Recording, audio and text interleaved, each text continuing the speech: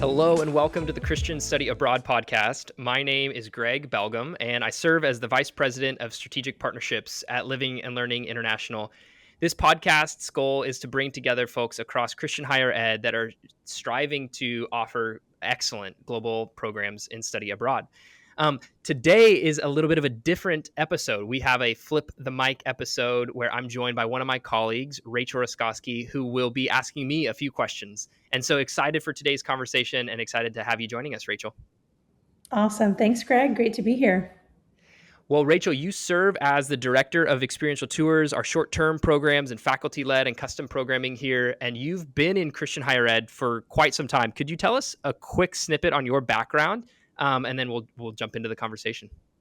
Yeah, absolutely. So first, like many, started off studying abroad as a student, had the honor and privilege of building up the study abroad office at Southeastern University in Lakeland, Florida. Did that for 5 years, and also was leading programs abroad in the Holy Lands, and then started working with Living and Learning. So I've been both on the university side and also on the program provider side. And it's been about 11 and a half years now in Christian higher ed and loving every minute of it.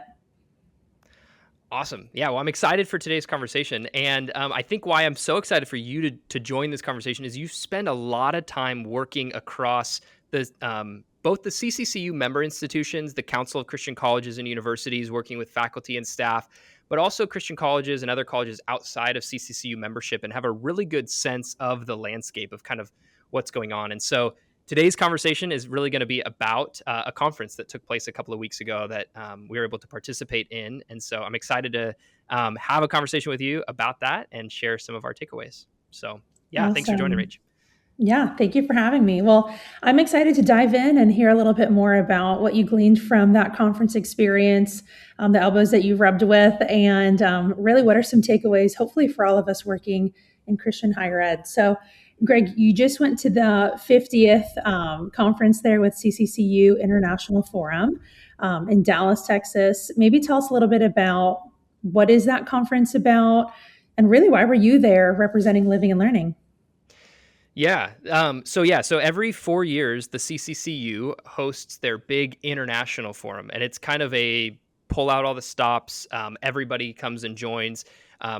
Executive leadership across a lot of member institutions, as well as those outside of specifically Christian colleges, but those at maybe service providers or other strategic partners within Christian higher ed, come together to do all sorts of collaboration and connection and vision casting and market research and really understanding the state of the field and cast a hopeful and compelling vision for the future.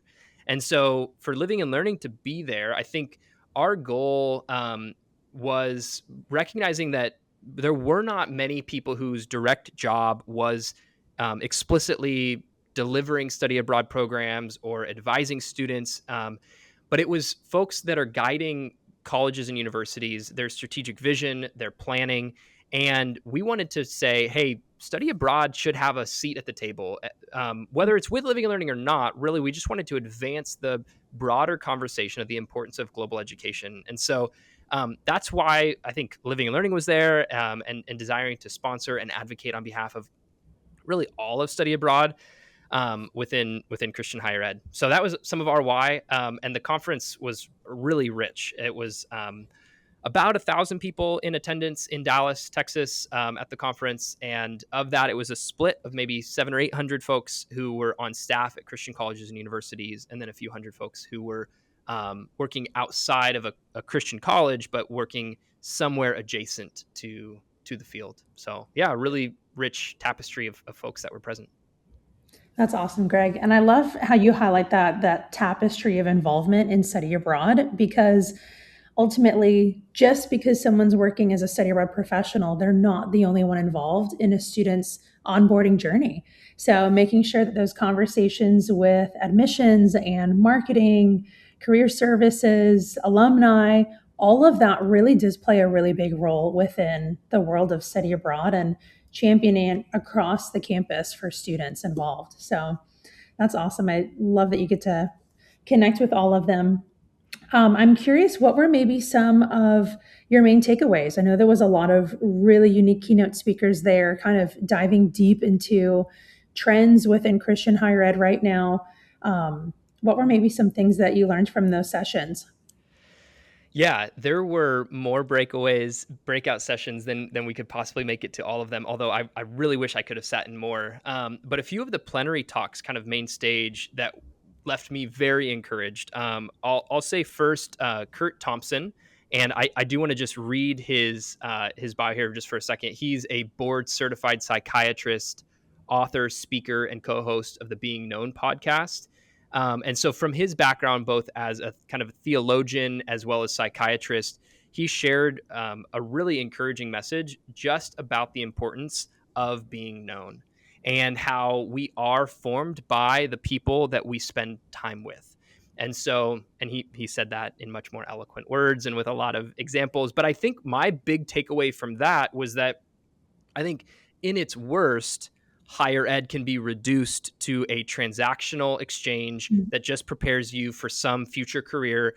And it's like you pay us money and we deliver you credentials, and then you're equipped to go out into the workforce. And while that is a core part of what should be a takeaway from a college experience, by no means is that what it should be reduced to. And so I think we at this age of 18 to 22 or older, we're at such a pivotal moment in our lives. And so who we're spending time with and how our colleges and universities are shaping students and creating spaces for students to be formed by one another, be formed by student life staff, be formed by their faculty is really a big deal. And so I think Kurt Thompson's talk encouraged us to look maybe to a higher call than simply the transactional nature of getting a credential, to saying that this is a shaping force within our world and society, and we should take that seriously. So I was super encouraged by his talk. The second talk that I was very excited for was it was co-presented by Byron Johnson of Baylor University, and then Tyler Vanderweel. He's the director of the Human Flourishing Program, and then Byron Johnson's a professor at Baylor University. And together they talked through the I want to get this correct. So they talked through the Human Flourishing study. It's the longest, or it's a 5-year empirical study, longitudinal, tracking human flourishing across folks from all across the globe. And so some of their takeaways really showed how people's well-being is not always one for one attached to their material wealth. And I think that for me, working in study abroad and global education, that was a big takeaway. I think a lot of the conversation was quite high level, but this one really hit specifically for me. And I want to read a quote. These guys were actually in an article from the May and June copy of Christianity Today from 2025. And it says this, and we'll include this in the show notes. The stark divide between the prosperous but potentially more hollow lives of, quote, developed nations and the less wealthy but perhaps fuller lives of, quote, developing nations raises serious questions about whether or how to pursue much needed public health improvements, political reforms, and economic growth in the latter countries without compromising meaning or fulfilling relationships. So, as we think about global community development in quote unquote developing nations, we cannot do that in a way that forgoes the human connection. And I think that was the big aha, because I studied abroad in South Africa when I was 20, and as someone who grew up in North America, we're just baked in this premise that the more material wealth and comfort you have, the happier you will be. And even if, like, cognitively, maybe we can kind of transcend that notion, it's really hard to get it out of our bones. It's just we're surrounded by that. But when we go to another place, we might be like, wow, it seems like lacking in some of these material comforts, there is still a sense of joy and happiness, and how can that be? And I think this study shows that it is around human connection, which again, back to Kurt Thompson about being known and those that we're connected to, is a really big takeaway. And so, as practitioners in global education and study abroad, and as we're helping students move globally, there are some of these values statements baked into who we are as North Americans that get pushed on and get challenged.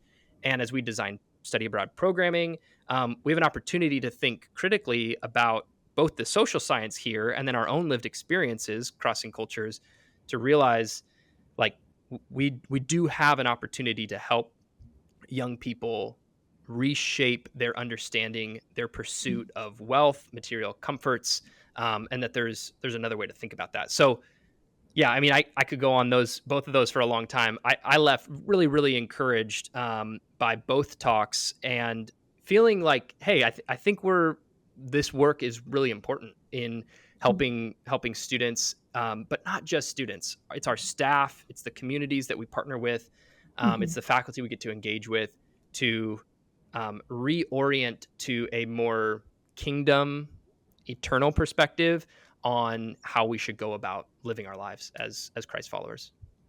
Wow. Thank you for sharing that. I think there's so much that we can pull apart from both of those quotes.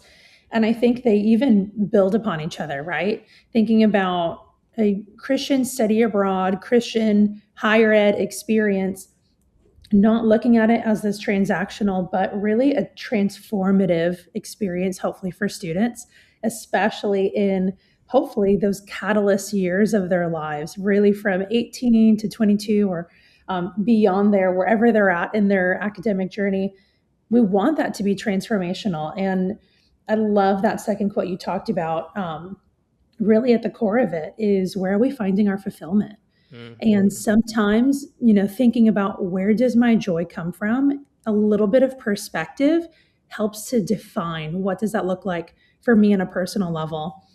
And I think what I love, what you mentioned about community, honestly makes me think about a lot of our programming, right? There's multiple layers of community. There's the community you're walking into, that host country, the community at your internship site, the community with your homestay family, the community within your program, and layering that in creates this beautiful cushion to have that transformative experience with people around you that can help you process.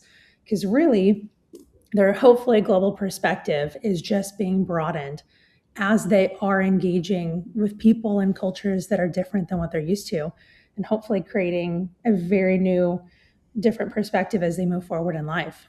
So, Mm-hmm. Yeah, and I think it shows up both on how we design programs, but not mhm, just how we design programs, but also how we lead programs. And so I think mhm. this call is just as important for folks that are in a role leading and facilitating and guiding programs. How are we doing orientation? How are we debriefing the experiences? How are we really helping students work out life in community?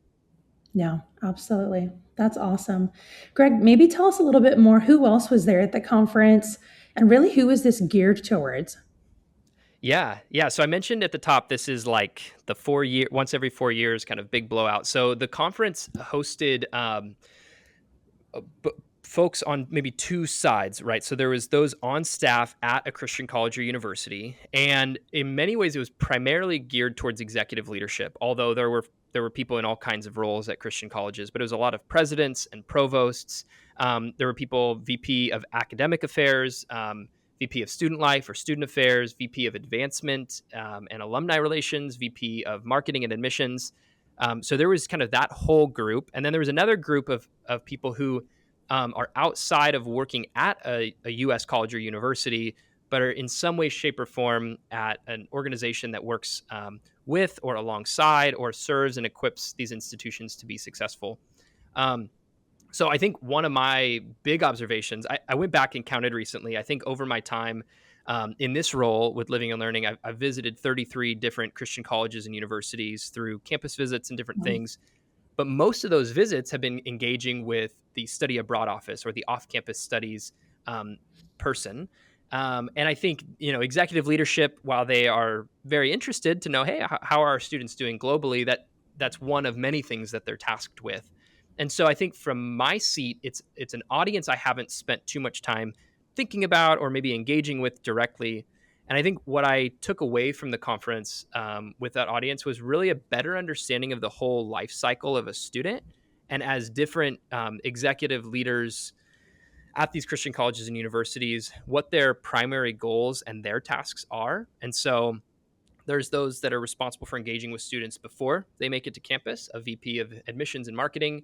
And then there's those when a student is on campus, and it can be more complex than this, but in many ways there was those in the academic side under kind of the provost and VP of academic affairs side, and then the student affairs side, so VP of student life and student affairs. And so getting a sense of that, and then on the back end engaging with students post graduation, alumni relations and advancement. And so I was putting on my study abroad hat, my global education hat, and thinking through in what ways might all four of those people be thinking about study abroad. And so I one of the things I found myself saying to the admissions and marketing people is I think study abroad is the most underutilized marketing asset in Christian higher ed admissions marketing.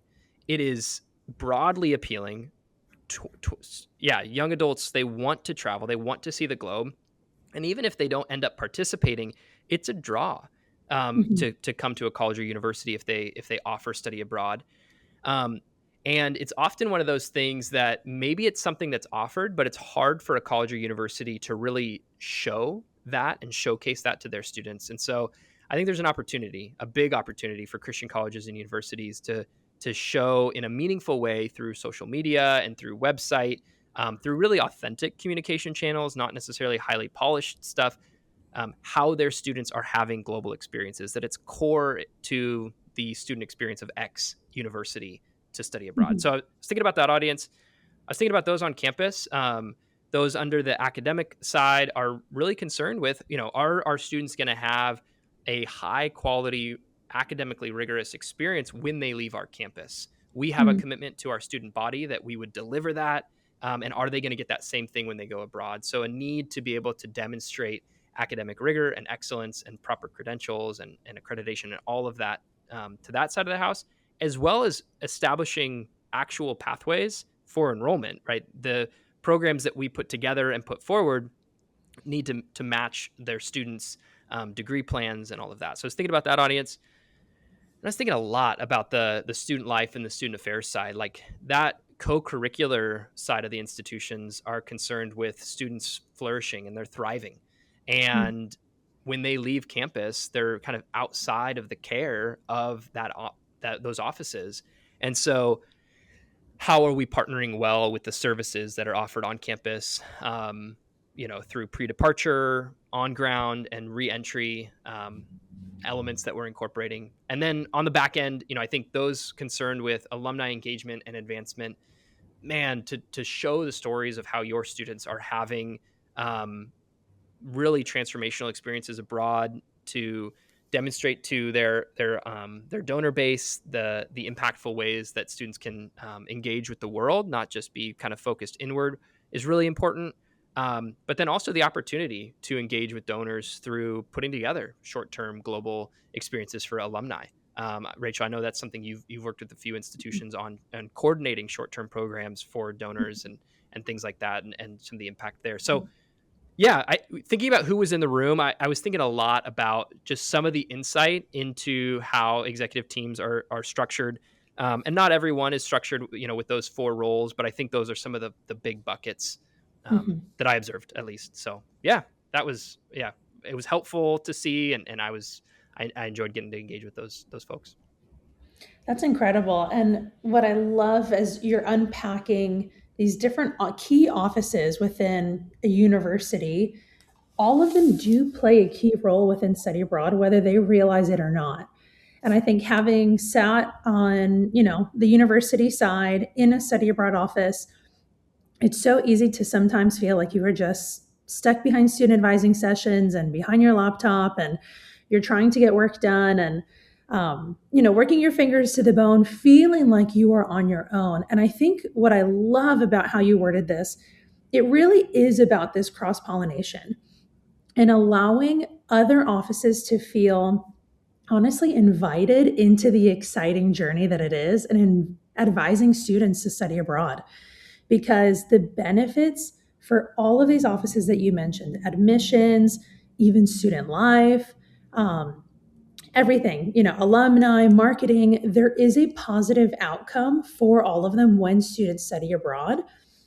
And more often than not, it's empowering them to know, how do we talk about these experiences for our students so that they can feel empowered to get to more of a yes, because the barriers to entry are far more than just that study abroad office. It's a lot of other offices on campus. So I love the way you worded that. And again, thinking about how does this transformation happen for a student?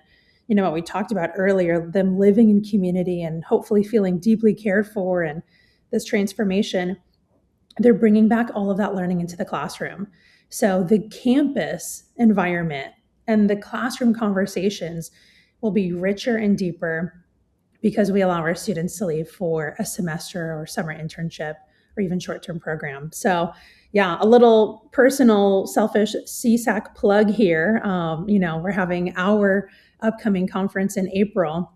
And this is a lot of what I'm actually talking about in my session, is how to build champions across campus. So I love that they were here at the conference and that you were engaging in those meaningful dialogues with them.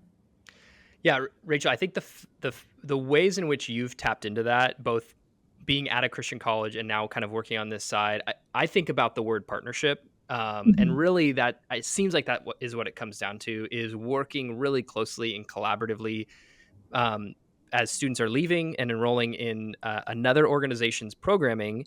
That can be distant or that can be near. And I think we have an Mhm. opportunity through really strong and healthy and robust partnerships for the closeness to be near, so that the handoff is seamless and that the experience for students is like, yeah, this is consistent with what I'm experiencing on my campus, although it's in a global setting. And so, yeah, I think there's an invitation there. I think sometimes things can be, again, reduced down to transactional. This is just a vendor. This is just somebody that we send students out to, and we get them back, and we're tasked with enrollment and participation numbers in study abroad participation. But getting down to the heart of transformation that happens, um, I think that really requires the partnership. So, yeah, not a shameless plug at all. Excited for the upcoming conference, the Christian Study Abroad Conference, going back to your alma mater this year at Mhm. Southeastern, this upcoming April. So, looking forward to Yeah, that as well. very excited for that. Well, Greg, I'm a numbers gal, so I'm intrigued to hear a little bit of some of this market research that you and I were talking about before we jumped on this interview, and just kind of sharing what it is that they presented at the conference, some really significant key research that they have put in front of all of you. So maybe we can unpack a little bit of what you learned from those numbers and what they've shared. Yes, absolutely. So, NACAP and the CCCU, so that's the North American Coalition for Christian Admissions Professionals, quite the mouthful, did a study alongside the CCCU to, figure out what is the market at this moment for Christian higher ed. And a little bit of context on this, market research: it was first commissioned back in the 80s. In 1986, the CCCU commissioned this market research, to really just do a state of the field. Then it was commissioned again in the year 2000, and then again in 2009. And so they have these benchmarks, over the past, gosh, 40 plus years, if I'm getting that correct. And then again now here in 2025, looking at this market research. And so it's the most comprehensive study of Christian higher education since 2009. And this was presented, and there are 10 themes that came out of this. We'll include a link to, this executive summary, on in the show notes. But, there were 9 themes presented, and I'd love to maybe hone in on, at least two, but and maybe we'll camp there. Um, Number 6 is that career preparation and practical outcomes are a top priority in college choice, but confidence in Christian college outcomes is low. And so they found that 91% of students report preparing for a successful career or graduate school is very or extremely important. Yet only 26% strongly agree that Christian colleges prepare students well as non-religious institutions. So a big discrepancy there. This is like vitally important to 91% of prospective students, but then only 26% say that they strongly agree. And I do want to call out, at the top we talked about that colleges can be reduced down to really just the transactional nature of career preparation, and that it is so much more. And those of us, I think, in this work know that, and yet 17-year-old, 18-year-old mom and Mhm. dad thinking about the checkbook, like, they do need to have confidence that there is some return on this. And so Mhm. um, we know that it's so much more, and yet it's definitely not less than this. So that was a major theme to pay attention to, and I think is a good call out for us in global education, that we Mhm. can play a part in career readiness. Yeah. And just to tap into that, Greg, during my time at Southeastern University, I helped the career office as one of their career advisors to students that wanted to know how to land a job after graduation. I mean, ultimately, that is why they're at school, right? They want to make themselves look good on a resume and gain experience. And I think one of the biggest disconnects in this research that you're showing here is students know that they're doing something valuable. They just don't know how to talk about it, whether that's in an interview, on a cover letter, on their resume.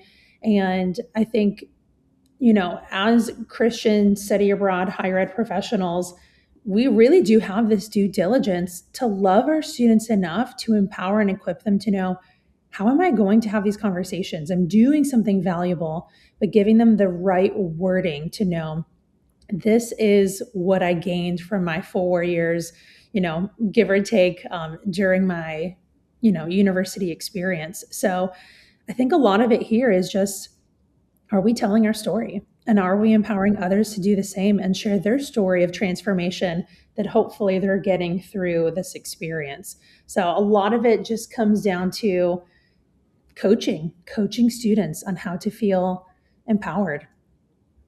Yeah, which I think, at times can be, I wish I had time to get there as maybe a study abroad advisor or someone coaching students. But to your point, like, this is really, really important. And so Mhm. it's not a nice to have. It's definitely more than that. Mhm. The second theme I'll share before we wrap is the idea that community is the most consistent and credible differentiator for Christian colleges, which Wow. is substantial. I mean, that is like that's a really big deal. That they said 61% of post enrollment students, so those who've graduated, cite faith based culture as a top reason they enrolled. Excuse me, I think I'm misquoting that. Post enrollment, my understanding actually of that is that they've enrolled and that they're in the student body at this point. So 61% faith-based culture is a top reason they enrolled. So there is a sense that Mm. community connection, again, being known, is really important to students. And as those that are stewarding these opportunities, designing these opportunities, um, yeah, keeping community at the forefront. One, it's something that they want, but two, back to the two plenary talks, it is what a lot of the Mhm. Christian life is about. And I think we have wisdom that has come down, from from the true authority, the true source that is talking about connection and community, Mhm. and we can have confidence in knowing that that's legitimately good. It's good for our heart. It's good for our souls. Mhm. It's good for our students, and it is also something that they're looking for. Yeah. I mean, when you look at today's society, everything is digital, it's quickly transactional, it's on a screen. So students are craving community. They're wanting to have these life on life experiences. And just as much as, the last statistic that you shared here, we want to make sure that we are highlighting community is one of these cornerstone things within a Christian higher ed experience, and students can expect and anticipate that. And hopefully, working in this industry, we can love our students just as much as when they're there with us during a program, and then also preparing them for what's next in that season after. And hopefully this radical sense of community and feeling just seen and known is something that they experience not just on a college campus, but also studying abroad. And that way there's that beautiful continuation. Yeah, well said. Well said. Well, Rachel, thank you for jumping into a conversation today. I want to say it's been a joy journeying with you as a friend and a colleague through this process as we kind of navigate the landscape of Christian colleges and universities, and really desire to steward the opportunity and the conversation around global education and study abroad within this space. And so we want to champion in that. And so for those listening, we would invite you to come and join us this April 2026 in Southeastern University in Lakeland, Florida, for our conference coming up, and to continue to push some of these conversations forward about how do we think Christianly about global education. Thank you to the CCCU, the Council of Christian Colleges and Universities, for hosting this gathering. It was a joy to be present and to engage. And so thank you for creating the platform and the stage to have some of these connections, and all of your work that you're doing to advance Christian higher ed, globally. So thanks again. And yeah, Rach, we'll be in touch. Thank you so much, Greg. Have a great day.